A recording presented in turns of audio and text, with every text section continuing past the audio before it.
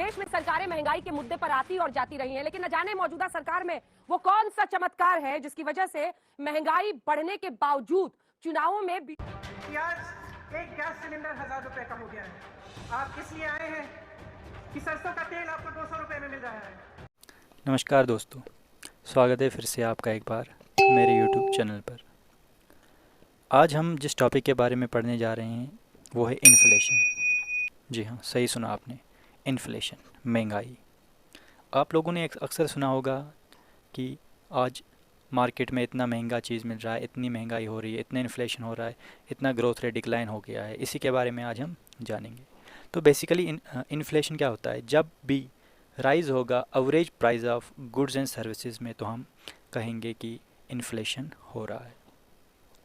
इसको हम दूसरी तरीके से भी कह सकते हैं कि inflation is define as the drop in the purchasing power of country's currency unit. तो इसको अब हम एक एग्जांपल से समझते हैं। देखिए, अगर आपके पास आज से मान लो एक ईयर हम लेते हैं, बेस ईयर लेते हैं 2021। अगर यहाँ पर आपको 1 लीटर मिल्क ख़रीदना था तो मान लो आपने वो 40 रुपीज़ का लिया। उसके बाद प्रेजेंट ईयर की बात करेंगे हम, यहाँ पर आपको 1 लीटर मिल्क और लेना होगा। जब आप मार्केट जाएंगे तो यहाँ पर आपको दुकानदार कहेगा कि नहीं भाई, अब आपको 1 लीटर दूध 50 रुपये का मिलेगा। तो यहाँ आपको क्या देखने को मिला? 10 रुपये बढ़ गए हैं। 10 रुपये जो प्राइस है वो बढ़ गई है। तो हम क्या कह सकते हैं यहाँ पर? यहाँ पर हम कहेंगे there is an increase of 10 rupees per litre, है ना। 10 रुपीज़ पर लीटर मिल्क जो है वो महंगा हो गया है। तो यहाँ पर एक फार्मूला डेराइव होता है, यहाँ एक फार्मूला डेराइव होता है जिससे हम क्या निकाल सकते हैं? इन्फ्लेशन परसेंटेज निकाल सकते हैं। इन्फ्लेशन परसेंटेज निकाल सकते हैं। वो फार्मूला क्या था? वो फार्मूला था CPI करंट ईयर माइनस कर देना है CPI इनिशियल ईयर, इसको डिवाइड कर देना है दोस्तों CPI इनिशियल ईयर के साथ, और दोस्तों इसको मल्टीप्लाई कर देना है 100 के साथ। दोस्तों ये जो CPI है ये है कंज्यूमर प्राइस इंडेक्स। ये आगे हम डिटेल में समझेंगे कि CPI क्या होता है। तो दोस्तों इस केस में यहाँ पर करंट ईयर प्राइस कितना था, मतलब CPI करंट ईयर कितना था? करंट ईयर था आपका 50 रुपीज़, माइनस करना है इनिशियल CPI, वो कितना था? पहले वाला जो CPI था वो था 40 रुपीज़।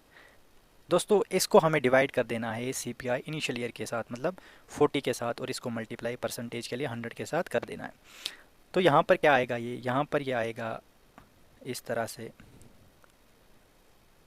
100/4, तो ये आएगा 25%। No, we can say this is the inflation percentage. जी हाँ दोस्तों, तो यहाँ पर हम क्या कहेंगे? यहाँ हम कह सकते हैं inflation of 25% in milk price to last year. तो 25% इन्फ्लेशन हमें देखने को मिली मिल्क प्राइस में। दोस्तों इस तरह से इन्फ्लेशन को निकाला जाता है। उसके बाद बात करते हैं कि वाई इन्फ्लेशन हैपन। इन्फ्लेशन आखिरकार होता क्यों है? इसको कौन कराता है? क्या इसके पीछे गवर्नमेंट का हाथ है? नहीं दोस्तों, इसके पीछे बेसिकली 3 कारण है। हमारा इन्फ्लेशन होने का कारण है वो है कॉस्ट पुश इन्फ्लेशन।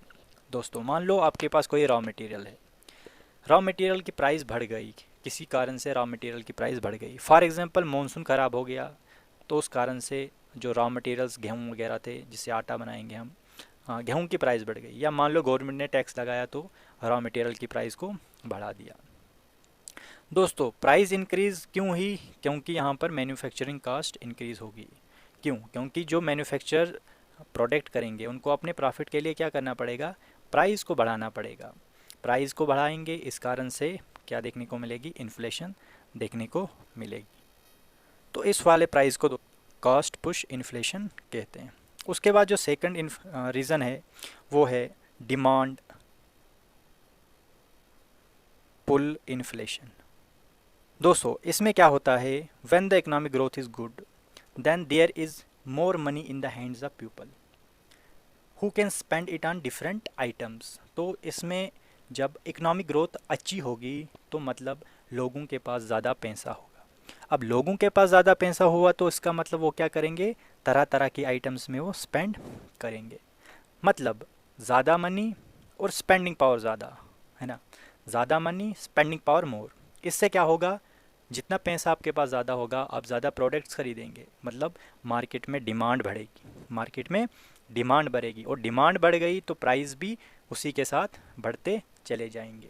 दोस्तों इसको एक एग्जांपल के साथ हम समझते हैं, इसको हम एक एग्जांपल के साथ समझते हैं। मान लो एक ट्रेन है जिसमें 50 सीट्स हैं। अब इन 50 सीट्स में मान लो 20 सीट्स ऐसी हैं जो फर्स्ट क्लास हैं और 30 सीट्स ऐसी हैं जो इकोनॉमी क्लास हैं। अब दोस्तों जब हम मार्केट में या लोगों में ज़्यादा पैसा, ज़्यादा मनी आ जाएगी तो वो एफोर्डेबल हो जाएंगे कि ये जो सारी की सारी फर्स्ट क्लास सीटें वो ख़रीद सकते हैं। जो वैकेंसीज़ हैं वो सिर्फ 20 हैं, फर्स्ट क्लास की तो सिर्फ 20 हैं, लेकिन सीट्स हमारे पास 50 हैं, तो 50 लोग एफोर्डेबल हो जाएंगे ये 20 सीट्स खरीदने में। तो यहाँ क्या होगा दोस्तों, यहाँ पर जो रेलवे है वो क्या कर देगा, वो प्राइस इंक्रीज़ कर देगा इन सीट्स की। रेलवे क्या कर देगा, प्राइस इंक्रीज़ कर लेगा सीट्स की, ताकि ज़्यादा से ज़्यादा लोग जो हैं वो ना खरीद पाएँ, मतलब जिनके पास ज़्यादा पैसा होगा वही अफोर्डेबल हो जाए ये फर्स्ट क्लास सीट्स खरीदने में। तो बेसिकली यहाँ क्या हुआ, जो प्राइस है सीट्स की वो इन्फ्लेट हुई, मतलब सीट प्राइस को इन्फ्लेशन देखने को मिली हमें यहाँ पर। तो दोस्तों इस वाली इन्फ्लेशन को क्या कहते हैं, डिमांड पुल इन्फ्लेशन। मतलब थर्ड नंबर की बात करें जो इन्फ्लेशन होती है वो होती है प्रिंटिंग मोर मनी के कारण। जी हाँ दोस्तों, प्रिंटिंग मोर मनी क्या होता है, अगर हम ज़्यादा नोट छापेंगे तो उससे क्या होगा, उससे करेंसी की वैल्यू लॉस हो जाती है। Means when we print more notes that leads to loss in the value of currency. उसका ये कारण भी हो सकता है कि हमें हाइपर इन्फ्लेशन देखने को मिलती है, मतलब काफ़ी ज़्यादा महंगाई देखने को मिल सकती है। दोस्तों अगर हम ये कहेंगे कि हमारी कंट्री में 10% इन्फ्लेशन रेट हो गया है तो हमें लगेगा कि काफ़ी ज़्यादा महंगाई हो गई है, लेकिन अगर हम बात करें वेनेजुला की, वहाँ पर 2016 और 2019 के बीच में इन्फ्लेशन रेट 5 करोड़ देखने को मिला, 5 करोड़ %। जी हाँ दोस्तों 5 करोड़ %, काफ़ी ज़्यादा वहाँ पर क्या हुआ, इन्फ्लेशन देखने को मिला। उसके बाद अगर एक और एग्जांपल हम देखें जिम्बाब्वे की, तो वहाँ पर इन्फ्लेशन क्राइसिस 2008 में चल रही थी। क्या हुआ दोस्तों, वहाँ पर लोग, वहाँ की गवर्नमेंट ने इतना ज़्यादा मनी प्रिंट किया कि वहाँ $1 ट्रिलियन भी देखने को मिल रहा था, $1 बिलियन भी देखने को मिल रही थी। दोस्तों वहाँ इतनी इन्फ्लेशन हो गई थी, वहाँ इतना करेंसी लॉस हो गया था, करेंसी की वैल्यू इतनी लॉस हो गई थी कि $1 ट्रिलियन जिम्बाब्वे डॉलर्स सिर्फ $1 के बराबर था। जी हाँ दोस्तों, तो दोस्तों ये कारण थे इन्फ्लेशन होने के। इसके बाद हम देखेंगे मेजर्स ऑफ इन्फ्लेशन कि इन्फ्लेशन को हम किस तरह से मेजर कर सकते हैं, ऐसे कौन कौन से तरीके हैं जिससे हम इन्फ्लेशन को मेजर कर सकते हैं। तो basically there are 2 measures by which we can find inflation. One is WPI and the second one is CPI।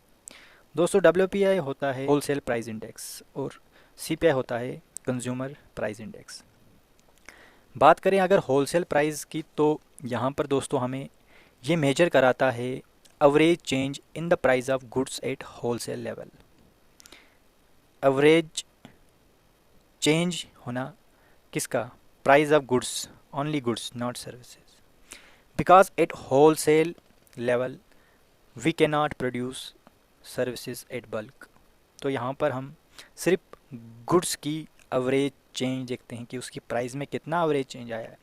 मतलब WPI हमें क्या दिखाता है, ये हमें दिखाता है इन्फ्लेशन एट प्रोड्यूसर लेवल।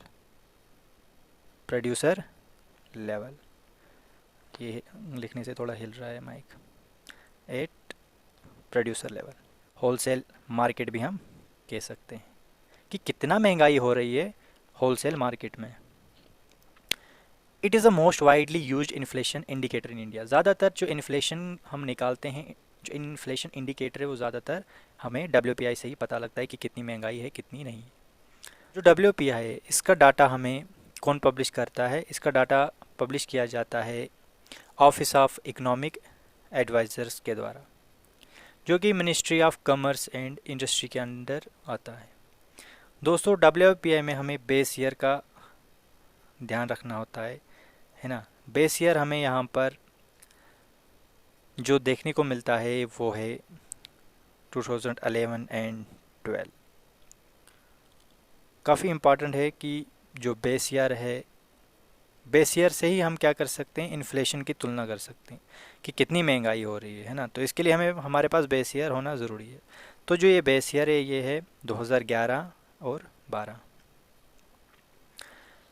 उसके बाद दोस्तों एक और चीज़ इसमें याद रखनी है कि इसमें हमें प्राइस ऑफ सर्विसेज नहीं देखने को मिलती है। मतलब WPI not capture change in the price of services.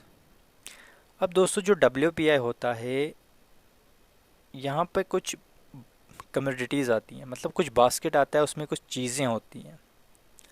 आप यहाँ पर ग्राफ में देख सकते हैं कि कौन कौन सी यहाँ चीज़ें आती हैं।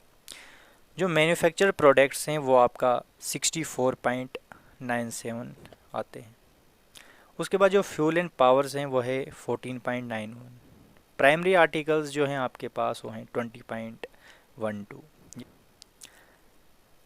जो WPI का डाटा है वो पब्लिश होता है मंथली बेसिस पर। तो इससे हमें पता लगता है कि जो इन्फ्लेशन है वो होलसेल मार्केट लेवल पर कितनी है। उसके बाद एक और हमारे पास फैक्टर होता है जिससे हम पता कर सकते हैं कि इन्फ्लेशन कितना हो रहा है, वो है CPI, मतलब consumer price index. Consumer price index, यहाँ पर CPI हमें ये बताता है कि कितना चेंज हो रहा है price of goods and services purchased bye household. Purchased bye household, जब वो बिक जाएगा, मतलब कोई कंज्यूमर उसको ख़रीद लेगा, वहाँ पर हम देखेंगे कि जो प्राइस में चेंज आ रहा है गुड और सर्विसेज की, वो हमें CPI बताएगा कि कितनी इन्फ्लेशन वहाँ देखने को मिलेगी हमें। इस गुड एंड सर्विसेज में कुछ चीज़ें आएंगी, मतलब फूड आ सकता है ना, मेडिकल केयर आ सकता है, इसमें एजुकेशन आएगा, आपका इलेक्ट्रॉनिक्स और बहुत सारी तरह की ऐसी चीज़ें आएंगी जो इंडियन कंज्यूम करते हैं, उसको ख़रीदते हैं ताकि वो उसका यूज़ कर सके। दोस्तों इसका जो बेस ईयर है, कंज्यूमर प्राइस इंडेक्स का जो बेस ईयर है वो होता है 2011। 2011 के बेसिस पर हम देखते हैं कि कितना इन्फ्लेशन हो रहा है कंज्यूमर प्राइस इंडेक्स में। दोस्तों अगर हम CPI की बास्केट की बात करें, मतलब इसमें क्या क्या चीज़ें आएंगी, तो आप साइड पे देख सकते हैं। इसमें फूड एंड ब्रीवेजेस 45.9% है। पान एंड टबैको आइटम्स इसमें 2.4% है। क्लॉथिंग एंड फुटवेयर्स इसमें 6.5% है। उसके बाद फ्यूल एंड लाइट की बात करें तो 6.8, हाउसिंग की बात करें तो 10%, मिसलीनियस की बात करें तो 28.3%। तो ये सारी चीज़ें मिलकर एक CPI बास्केट बनाती हैं दोस्तों उसके बाद अगर हम बात करें कि जो प्रेजेंटली कंज्यूमर प्राइस इंडिसेस है कंपाइल्ड इंडिया में किस तरह से होता है, मतलब presently the consumer price index compiled in India, और कौन कौन सी चीज़ें इसमें आती हैं, तो आपको दिख रहा होगा यहाँ पर। पहली चीज़ इसमें जो आती है वो आती है consumer price index for industrial workers. इसमें दोस्तों कितनी कम्युनिटीज़ आती हैं, इसमें आती हैं 370 कम्युनिटीज़। उसके बाद जो सेकंड नंबर पर है वो है CPI फॉर एग्रीकल्चर लेबर्स, इसमें 70 कम्युनिटीज़ आती हैं। उसके बाद तीसरे नंबर पर जो आता है वो है CPI फॉर रूरल लेबरल्स। दोस्तों ये पहली तीन जो CPI हमने देखी ये कंपाइल्ड की जाती है लेबर ब्यूरो द्वारा इन ministry of labour and unemployment. उसके बाद जो चौथे नंबर पर सीपीआई कंपाइल्ड है, वो है CPI all India rural urban and all India combined, मतलब रूरल भी। और ये जो लास्ट वाला सीपीआई है दोस्तों, ये कंपाइल किया जाता है एनएसओ द्वारा, जी हाँ, नेशनल स्टैटिस्टिक्स ऑफिस द्वारा। अंतिम हम बात यहाँ पर देखेंगे वो है कि RBI had adopted the CPI as its key measure of inflation. RBI ने सीपीआई को ही एक की मेजर बताया है इन्फ्लेशन नापने के लिए। तो दोस्तों अब हम मिलेंगे इसके नेक्स्ट पार्ट में, वहाँ हम देखेंगे कुछ फैक्ट्स, कुछ डाटाज, कुछ गवर्नमेंट के स्टेप्स, आरबीआई कौन से स्टेप्स लेती है, आखिरकार गवर्नमेंट क्या स्टेप्स लेती है ताकि इन्फ्लेशन कम हो जाए। इस तरह के चीज़ें हम अगली वीडियो में देखेंगे।